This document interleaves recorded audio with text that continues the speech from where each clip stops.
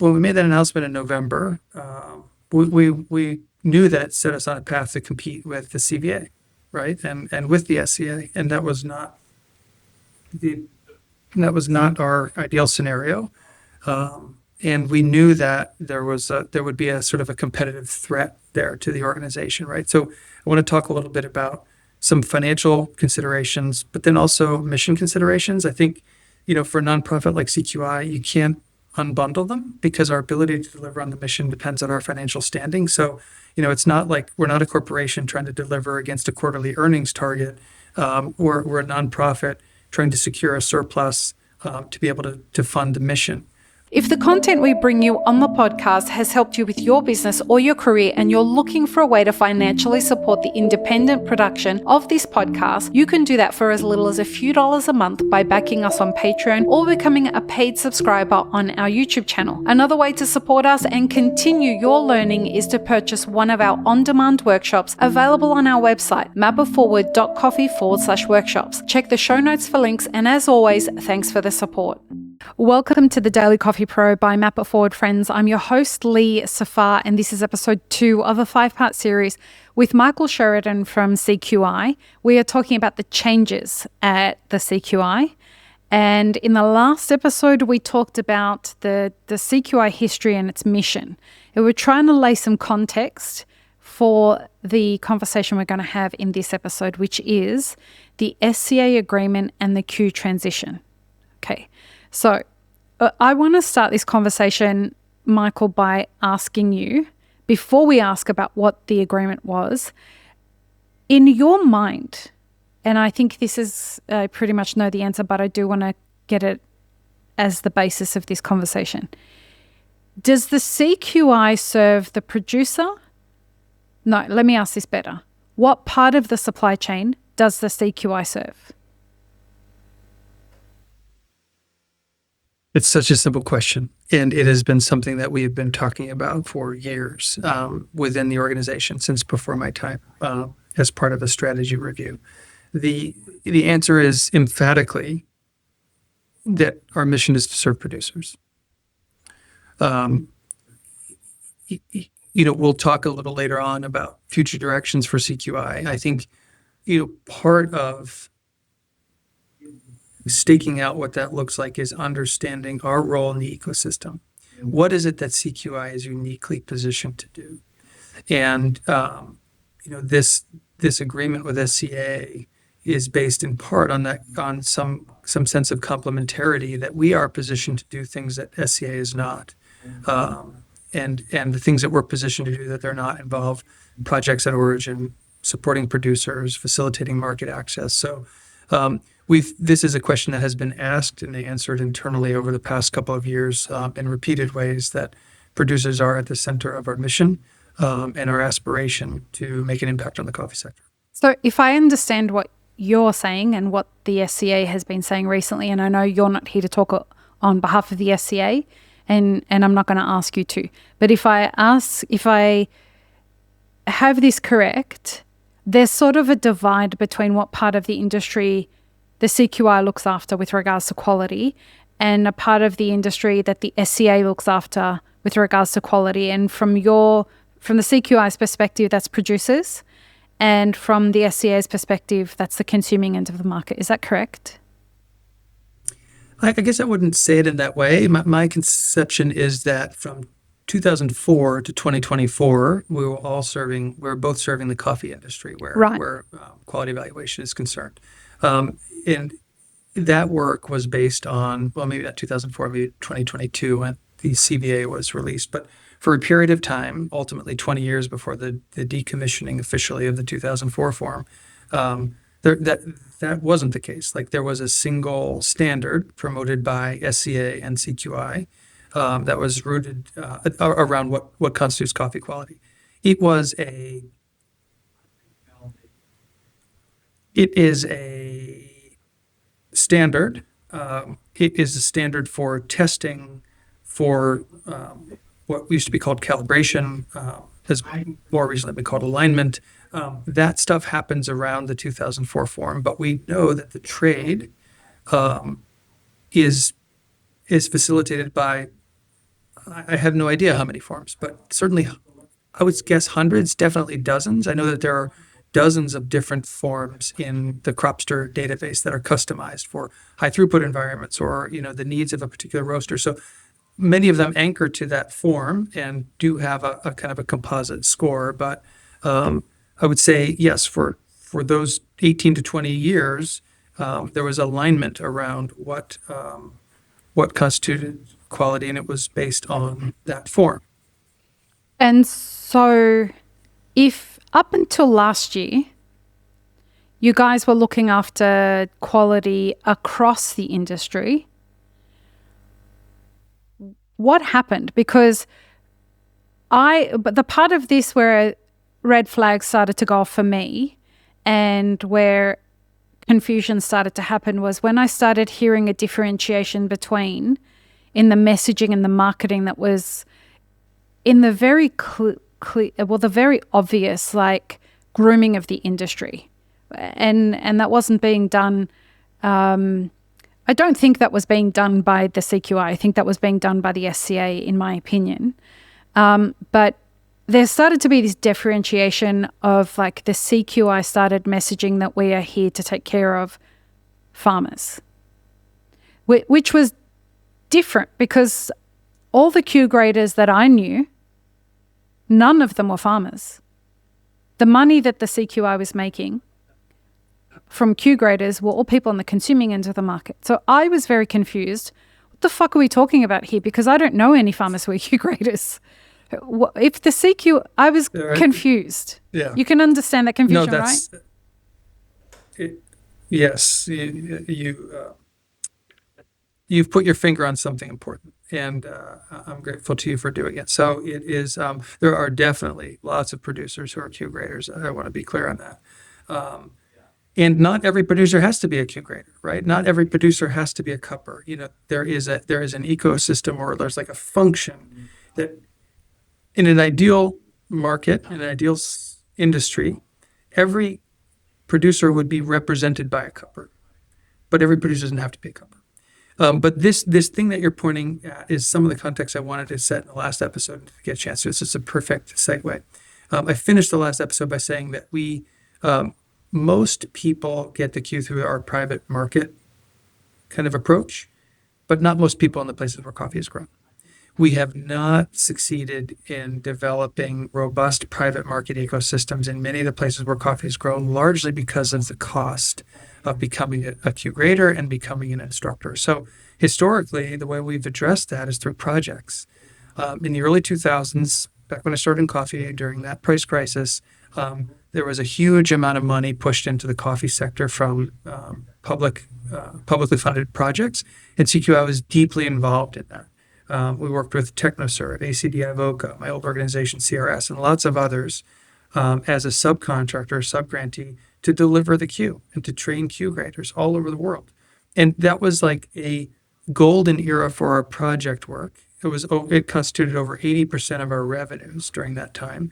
And we were training Q graders everywhere in the places where coffee was grown. There's something you may know about called the Coffee Corps that was started during that time.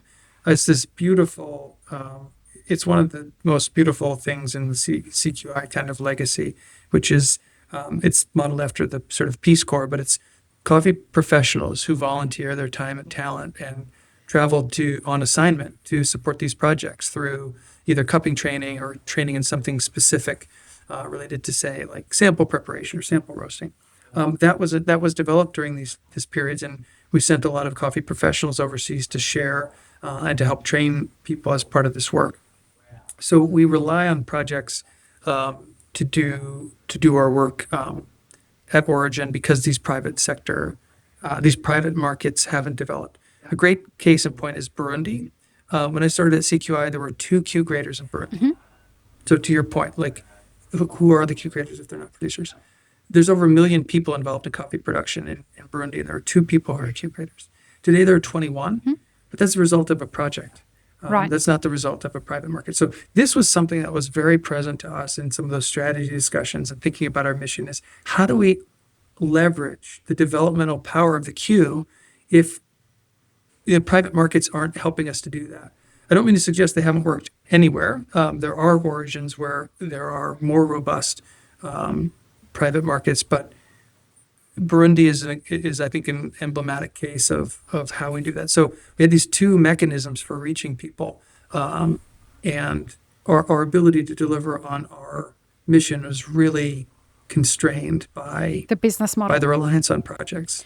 And to help people understand what we mean by the private model is where somebody goes and gets qualified to teach the Q, and they make their own private business out of going and giving that education. One of those people you met in a recent series, which is Tim Hines. And I know that you listened to this series with Tim Hines, and we're going to talk about that over the next few episodes. But that is a business model which is very different, in my opinion, to what is happening with the SCA. And we will talk about that in another probably series, but nothing new than what you've heard me say. One could argue that the business model that the SCA has is more like in my opinion, a multi-level marketing scheme, right? Everyone's throwing around different terms. This seems a little different. From the Q grading instructors that I've spoken to, it is grueling to become qualified and expensive to become qualified as a Q instructor and prohibitive for a lot of people. I don't know a Q instructor that is a coffee producer. You can understand why that's confusing for a lot of people. It's confusing for people, and it's a source of tension for the organization that we exist to serve producers, and we have a product that is not very accessible to producers. And we haven't cracked that nut. I'll say that one of the things that we were coming into 2025 planning on being a priority is in 2023, CQI established something we call the Global Coffee Fund. Mm-hmm. And the idea was, we'll talk about the closure of USAID, but for CQI, we've been in a downward trajectory in terms of our project work for years, and have had very little project work. I talked about the early 2000s when it was most of what we did. There was very little project work, and we, because of this tension you're talking about, decided, look, we need to, in order to serve our mission, we need to have boots on the ground at all times. And if we're not doing that with public funding for projects, we need to fund it ourselves. So we created this global coffee fund.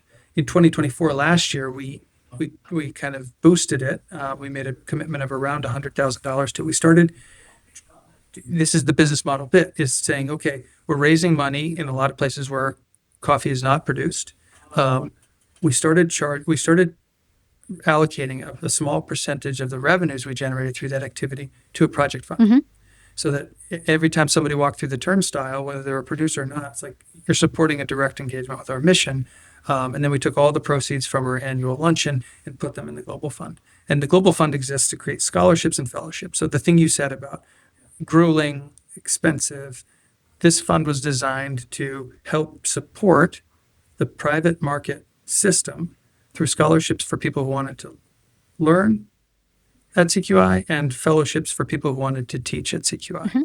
And we got like real clarity on that at the beginning of 2024. Maybe my first trip with CQI was to go to AFCA in Addis Ababa. And we were talking to different members of the CQI community there. And we realized that from a peak of somewhere around 100 Q graders during the times of a lot of project work, the number was down somewhere in the 30s. And it was like, of course it is, because we never built the private market ecosystem. And projects went away, and so the number went down, and that's like not a sustainable model. And so how do we begin to invest in the development of those private market ecosystems? And part of the response was this Global Coffee Fund. But you put your finger right on a serious tension point for the organization. So how long have you been at CQI? I started the last week of 2023, so basically beginning of 2024, a year and 5 months, basically. Okay. So talk to us about this agreement and what it is, how did it come about. And in the next episode, folks, before you get your knickers in a knot, we're going to talk about the reaction from all of you. So we're not going to talk about that in this episode. Okay, go ahead. Just the facts. Yeah. Okay. The what, I think it's been communicated, but just to be very clear, the what is, there are two agreements. The partnership is based on two agreements. One is a licensing agreement for the Q. So as of September 30th of this year, CQI will no longer operate the Q. It will be operated by SCA. Will you own beginning it? on October 1st. Will you still own it? Do we own it? We own it, but we're licensing Right. it to, I just wanted to get that CQI. clarified. So you will still, Yep. okay. It's a 10-year license in the amount of $250,000 a year. And then the other piece of the other agreement on which the partnership is based is a grant agreement designed to help support our development work, equal to 5% of CQS annual global education revenues. Their last 990 in 2023 put that number at like 9.4 million, so it's a little under $500,000 a year, which makes SCA our biggest donor for our development work. So in a recent article that Cosimo Lobato gave to an Italian media company, I apologize, I don't remember the name of the publication, but he mentioned in the English translation of that was not a grant, it was a loan. So will you guys be required to pay that back? I heard that in your conversation with Tim and pulled out the agreement again because I didn't remember that. And it turns out it's not true. It's not a loan. It's a grant. We're not required to pay it back. It's going to be spent on our development program. Okay. So they will make a donation to you guys for about $500,000 a year. Is that correct? Yeah. And you will not be required to pay it back. And you will be paid. That is correct. And the agreement says that the licensing fee is $250,000 a year over 10 years. Correct. Okay. One of the questions that we got asked is specific to that 250,000. It's one of the questions that we got asked by hundreds of people. And it was, why such a little amount? Why give this to the SCA for 250,000 when you could have developed that and made much more money than 250,000 a year? Let's come back to that at the end of the conversation. Okay. And because it doesn't feel like a little amount for us, given where we are, but we can revisit that at the end when we got through some of the why and the how. Okay, go ahead. The last thing on the last thing on the how I'll just say is a little bit about what's the vision. I mentioned this idea of division of labor and leveraging the complementarities between the organization. SCA is a standard setter.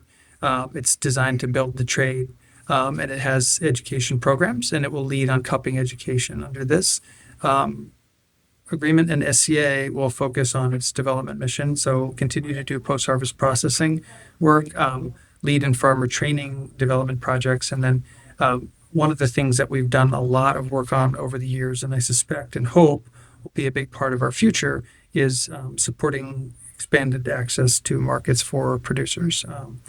Our two programs have been in quality evaluation and post-harvest processing, but invariably our project work, we kind of used those as the entry points and then moved upstream and downstream in the supply stream as ways to create value through supporting quality. And a lot of that work was facing downstream toward the market, buyer tours, competitions, auctions, public tastings, that kind of work. That is all very much reified in this agreement, like that is our unique role in this partnership, and I think one of the unique roles CQI plays in the industry. Another question that we got around this agreement was, why weren't members of the CQI, Q graders, etc., why was this agreement so private? Why weren't the members of the CQI consulted about this agreement? Yeah, so let's talk a little bit about how it came about. Yep. And I think that will be clear. And just to be clear, like, I think nobody, well, I won't speak for anybody else. Nobody on our side thinks this was a good process. Like, this was not how we would have designed it. It evolved in this way because of just some of the timing things that we'll get into. So, you know, I mentioned that CQI grew out of SCA beginning in 1996. So, it's kind of hard to know where to begin the story about how this came about. But I think, and as you just asked, I've only been at CQI since the beginning of 2024. So, my own experience only goes back that far. But I think, the best place to start is probably 2022, when the CVA was kind of rolled out. And at that time, the SCA is the standard setter in the industry. That's what they do. And we built our work over 20 years on the 2004 standard, and they updated the standard, right? So clearly that had implications for our work. There were conversations in 2022, just discussions initiated by SCA about a possible merger of the two organizations, and a division of labor aligned with where we kind of landed with this agreement in terms of SCA's role and CQI's role. And at the time, our organization was not ready to commit to that, wanted to remain independent. And then the organizations kind of went their separate ways. There wasn't, as I understand it, a lot of dialogue. SCA continued the rollout of the CPA. CQI continued to work on what we do based on the 2004 form. My first kind of engagement with SCA after I started was in March of 2024. It was the first time I had a conversation with Giannis. And it was, it was just an initial conversation to say, look, we're on this path toward competition. That doesn't make sense. Like, we should find a way to work together. It would be better for the industry if we were aligned and working together. And, that was the spirit of the conversation. And there were no real specifics discussed. I underscored that we're interested in remaining an independent organization, and there was total support for that. And then we didn't really engage on it. We'd see each other at events and have check-ins, and this was sort of the spirit of the conversations, but we didn't get kind of operational or technical for a while. Then in October of 2024, we kind of had more of a technical meeting with teams from either side and started to look at, is there a way for us to collaborate that would allow us to continue to work on the 2004 form and also be part of the CVA rollout? And we just couldn't find a path. We couldn't find a path through. And so we weren't ready to give up the 2004 form, even though SCA was decommissioning it. And so we had to, that communication in November of 2024, which has come up in some of our conversations with instructors, to the CQI community saying, we do not have any plans in the foreseeable future to move away from the 2004 form. And that was in November of 2024. And then, people go, April of 2025, what happened, right? And so I want to focus on, I think for me, 5 things that happened in early 2025 that changed our thinking. So just to be clear, like, when we made that decision, that announcement in November, like, we're sticking with the 2004 form, we were clear that put us on a path. Who's we? Can you clarify who we is? The organization, the board, CQI as an organization. Not necessarily the members, but the board and the people who work at CQI. Yes. So I will say we were pretty deeply engaged with our instructor community around, where their thinking was on. Great. Thank you for clarifying. And the standards. And, it was instructive because there was definitely a lot of interest in retaining the 2004 form, and then also a lot of interest in the CVA. 3/4 of the people we talked to were planning to teach the CVA, and people liked it. People liked a lot about the CVA. Can I stop you for a second there? When you say you talk to a lot of people, are you talking about all the 10,000 Q graders, or are you talking about? No, instructors. Just these were and communications with how many instructors. are we talking about 100% of Dozens. instructors? How many instructors are there? 70, 80? So it was instructors and assistant instructors, closer to like between 100 and 200 people, was like kind of the universe. And I think there were dozens of responses. So, not 100%, but definitely like a lot of very senior instructors and a lot of qualified assistant instructors weighed in.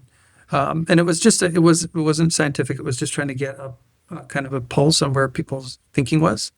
And I think we felt like, yeah, there's a lot of appetite for the 2004 form and a lot of interest in the CVA, and it's what had us in October try to sort of poke through and find a way, like is there a way for us to support both? And there just wasn't really a path. Anyway, I interrupted you. I'm sorry about that. Go ahead. No worries.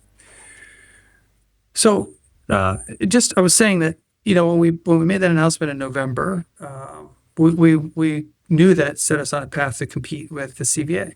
Right. And with the SCA. And that was not our ideal scenario. And we knew that there would be a sort of a competitive threat there to the organization. Right. So I want to talk a little bit about some financial considerations, but then also mission considerations. I think, for a nonprofit like CQI, you can't unbundle them because our ability to deliver on the mission depends on our financial standing. So, it's not like we're not a corporation trying to deliver against a quarterly earnings target.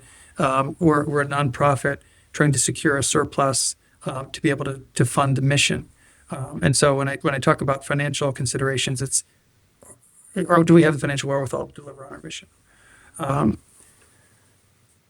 So, the first big thing that happened turning the corner into 2025, I mean, I think we're all like, 2020 was a year. 2025 is a year. I mean, Oh, yeah. And it started with a bang for those of us who consider ourselves current or recovering development professionals with the closure of USAID.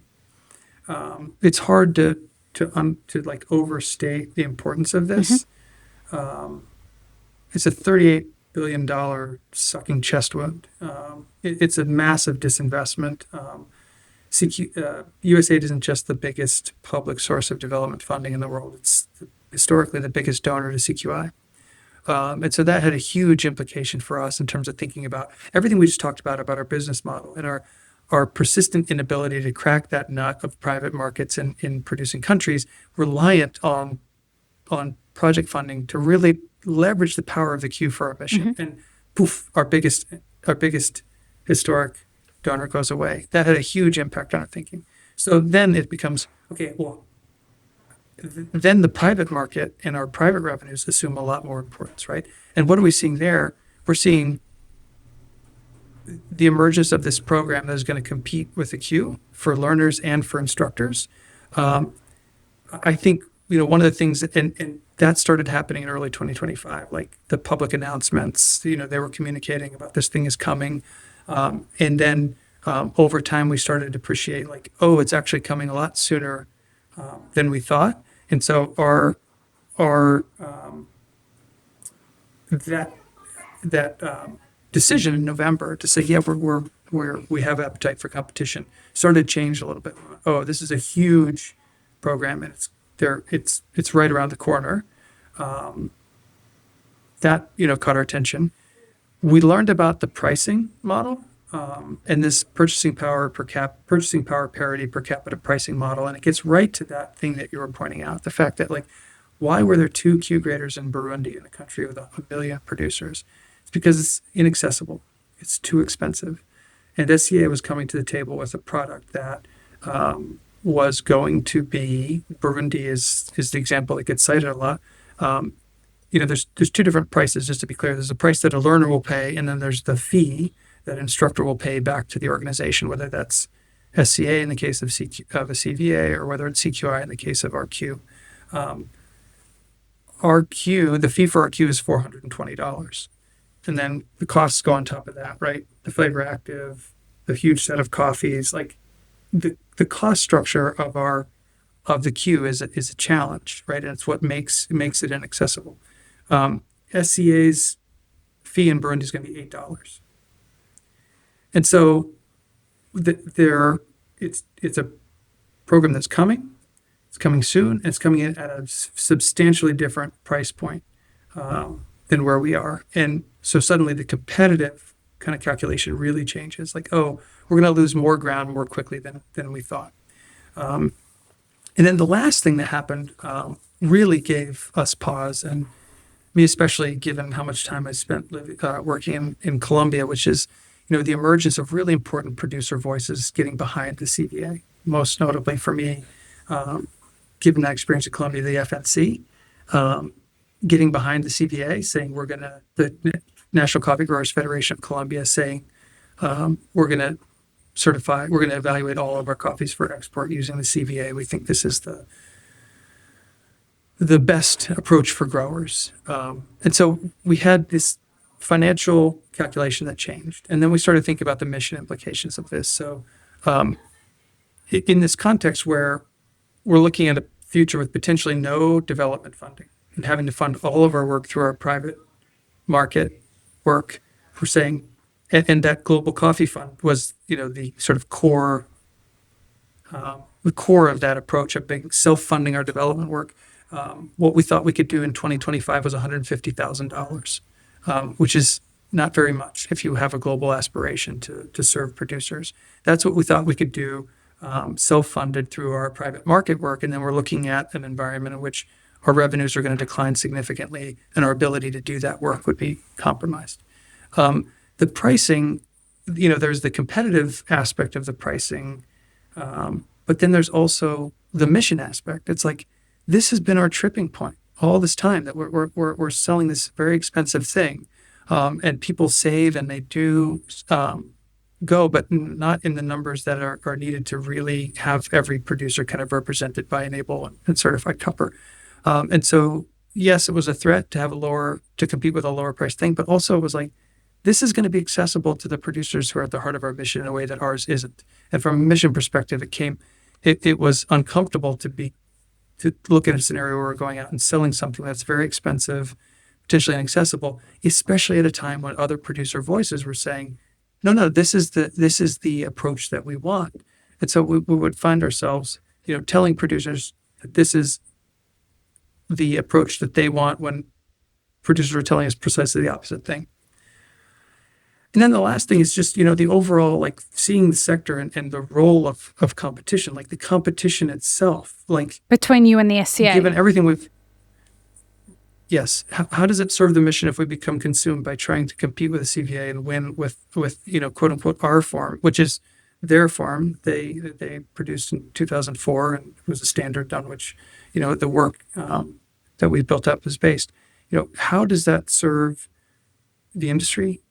How does that serve producers who are dealing with crazy market volatility, acute climate change, all kinds of exchange rate risk, political instability? Like, it's more noise. And I get it. Like, there's going to be noise anyway, because SCA is bringing out the CVA. Like, there was going to be activity and learning and stuff to be done in the QE space, quality education space. But the competition there for people's time and energy and money, that was another thing that from a mission perspective was troubling. All of this together basically led to say in March, like, hey, let's go back at this. Like, is there a way for us to avoid this? Is there a collaborative approach that we can take that can allow us to serve our mission, can allow us to address some of the now acute financial concerns that we have about our future? What I didn't mention is that the budget that we approved for 2025 was already a deficit budget. We were making some overdue investments in people that we thought we needed to really ensure the quality of our programming. So there was a financial concern, there was a mission concern. We said, hey, let's start the conversation again. So in mid-March, I asked Giannis for some time. Said we just don't think this competition is going to be good for coffee, and it's not going to be good for us, and it's not going to help us advance our mission. Is there a path? And then we started actually talking about details in early April, and didn't reach an agreement on terms until the week before SCA. So this is why the process was so bad, and there was so little involvement. Is that it was in those early April conversations where we really started to see the full both the full threat and then the full opportunity of partnership, right? SCA was going to launch a program at Expo. And if we didn't come to terms, we were going to be locked into a competitive dynamic that was not good for our mission and not good for our finances. In the conversations about the pain points, like what are we trying to do as SCA? We're trying to advance this mission that's producer-centric. At CQI, we not would like SCA. to be CQI. Sorry. Thank you. Yes, I've worked for CQI. I don't want you to be taken out of context. I can already hear yeah, it. Exactly. Exactly. People are going to, no, we're still an independent organization. This is not a merger. It's not takeover. Thank you. Our pain point is that we're seeing doors close to advance the mission.